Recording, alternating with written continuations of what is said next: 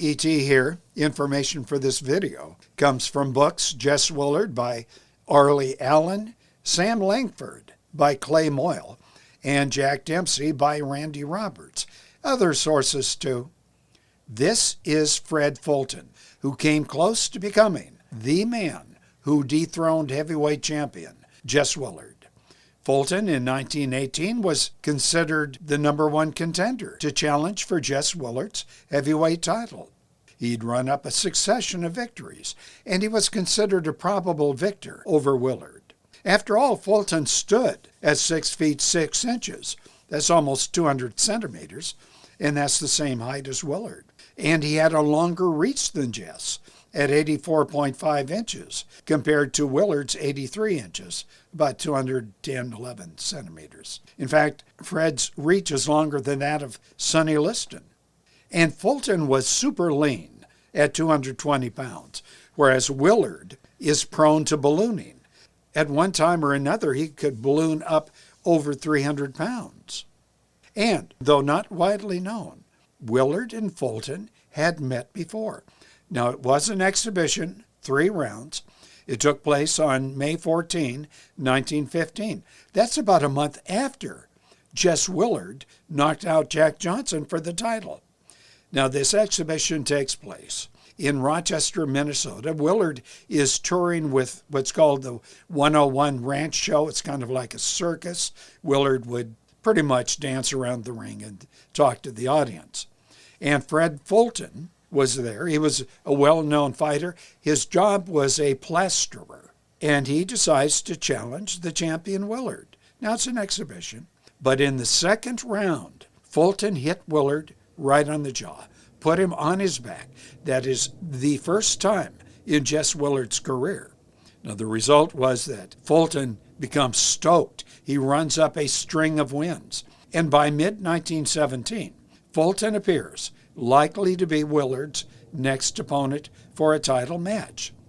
His chances improved even more on June 6 of 17, when he, Fred, steps into the ring with the dangerous Sam Langford, considered today to be the best of the uncrowned heavyweight champions.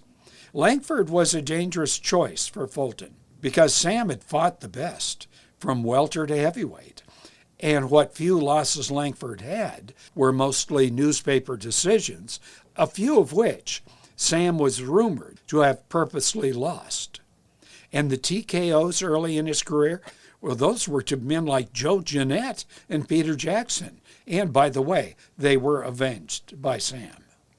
Fulton asked Harry Wills, "How should I fight Sam Langford?" And Wills said this, and I'm quoting, "The best way, Mr. Fulton, is to take a club, and when he ain't looking, just bust him on the head. And when he turns around with ever so much surprise, just bust him again and knock him dead." Unquote.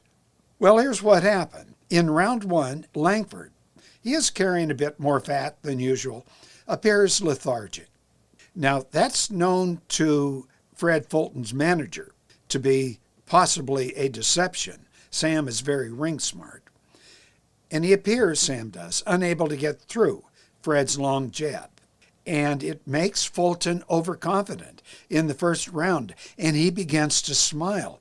And at that point, Fred's manager yells to him, "Stop that, you crazy fool." He'd earlier admonished Fulton to keep jabbing and be careful, and whatever you do, do not throw that right hand until you know Sam is tired.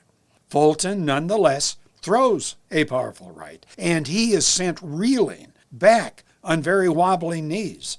Sam's punch came like lightning. And during the next few rounds, Fred keeps Sam away with that jab. In round 4, Langford does appear legitimately tired. Fulton knows it, and he pounds Sam's temple with a hard right. Sam said after the round to his cornermen, "It was like 1,000 needles shoved into my skull." And then he told his cornermen, "My left eye is swollen shut. I can't see." One cornerman said, "No, Sam, there's no swelling." At the end of round 6, Sam's corner is furious. "Why can't you hit him, Sam?" And Langford said, "I cannot see out of either eye." He stays on his stool, and it's a TKO in the 7th. Well, the result of all this, Langford, cut badly, blind, is hospitalized. His right eye did recover later, however, but the left eye, it remained blind. He told reporters, Sam did, Fulton will be the next heavyweight champion. Fulton at this point is considered a sure win to get a July 4, 1918 title shot with Willard. But promoters, government officials, the public objected to a championship fight on Independence Day, 1918, July 4, as American soldiers have begun fighting at places like Belleau Wood and were slated to back up the French in the Second Battle of the Marne. A non-title affair on that day, though still unpopular, can happen, and it did. Although local politicians in Connecticut, Maryland, New Jersey found legal means to deny it in their communities. Well, that was until a promoter, well known today, named Jack Curley, enlisted Harrison, New Jersey officials to allow a fight, non-title, at their old Federal League ballpark. Fred Fulton, having dispatched Langford, champed at the bit to get at somebody on that day. And at the time, only a Westerner known to the small Eastern Seaboard fraternity, but not the public, appeared the logical choice. The fighting hobo was known to ride the rails, take on opponents outside of small town bar rooms for small change, but he had recently run up some impressive wins. But so had Fred, before and after his TKO of Langford. In fact, after Langford, he won 14 straight wins, no losses. Well, come fight time between Fred Fulton and this Westerner, we see in the respective corners Fulton and his opponent, the Western Street Fighter, described by the Washington Post as an unheard-of boxer. He was sitting at his corner, scowling as his hands were taped. One reporter described him as cold, sneering, the look of a primitive man on his face. The bell rang. The towering Fulton extends his long jab. The Westerner ducks. He releases a lightning-quick left hook to the midsection and a right to the jaw, and it's over. The whole affair took 18 seconds. Fred Fulton KO'd. The result of this, Fulton did not, obviously, get his title shot against Willard. In fact, against any champion. And that unknown Westerner, he went by the name of Jack Dempsey. He would go on a year later to destroy Jess Willard and become one of the most famous of the heavyweight champions. And that, boys and girls, is the story. Did you like it? Give it a thumb up. Do subscribe to this channel.